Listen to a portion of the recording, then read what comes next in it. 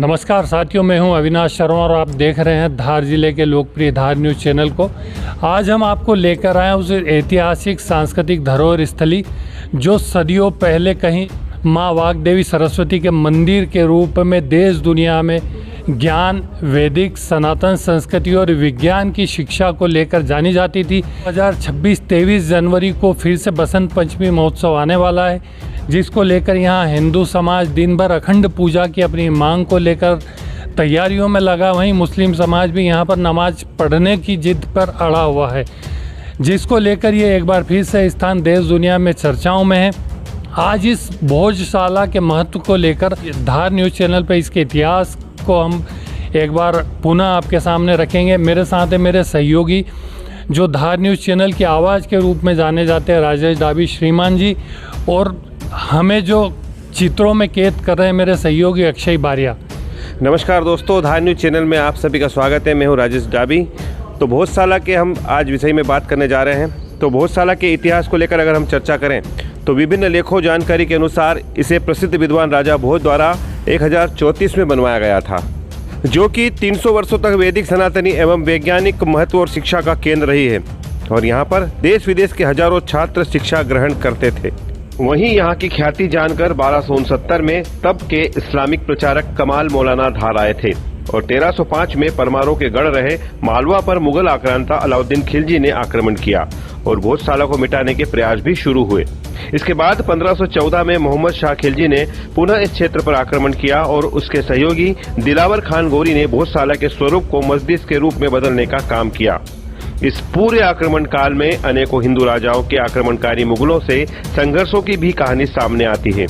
इसी दौरान इस्लामिक प्रचारक कमाल मौलाना की 1310 में अहमदाबाद में मृत्यु होने के करीब 200 साल बाद 1520 के आसपास मुगल आक्रांता महमूद शाह द्वारा भोजशाला के बाहर कमाल मौलाना का मकबरा बनवाया गया।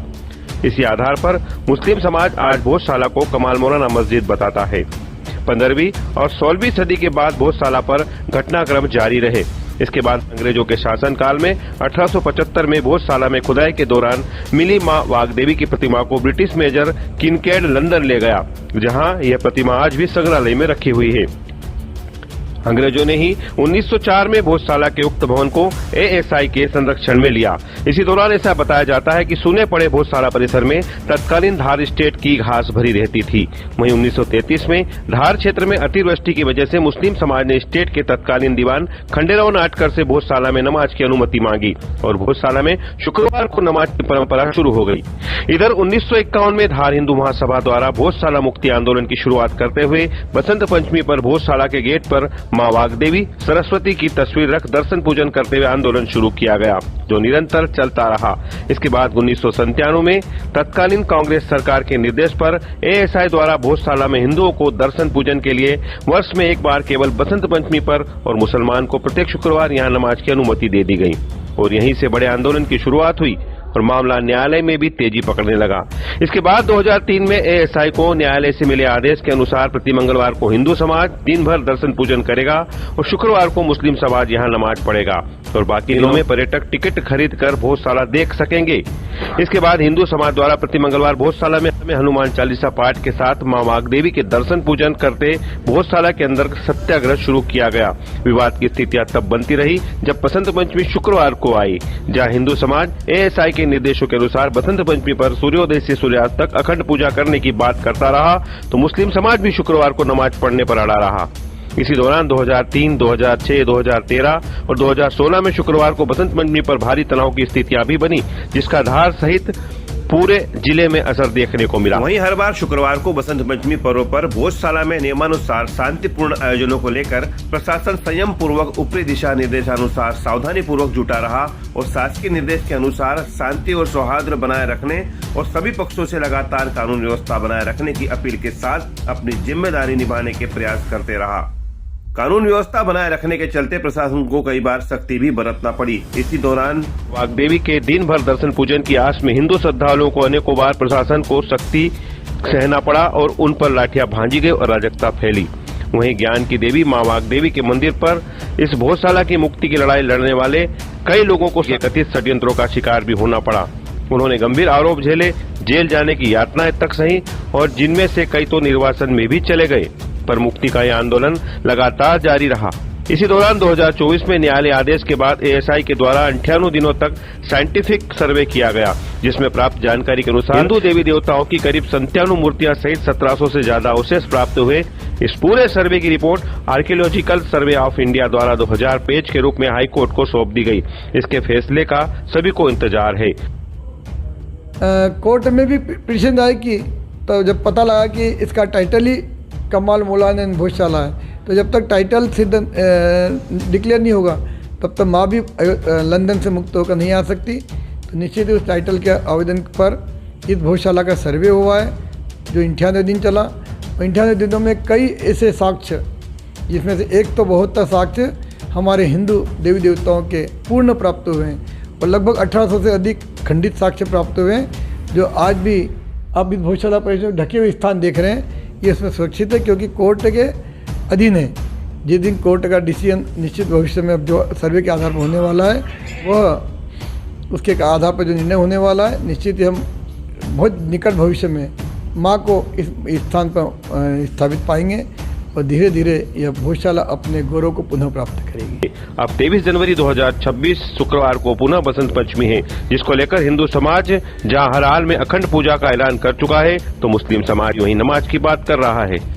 हमारे साथ अशोक जैन जी खड़े हैं, जो लगातार बाणू से लेकर भोजशाला के संघर्षों की मुक्ति के संघर्ष को लेकर लगातार प्रयास रहते हैं। आज उनसे हम बात करना चाहेंगे इस भोजशाला का जो बसंत पंचमी पर जो पर्व आ रहा है भोजशाला में माँ सरस्वती वाग्देवी की पूजा को लेकर, तो इस बार उनका क्या रुख रहेगा?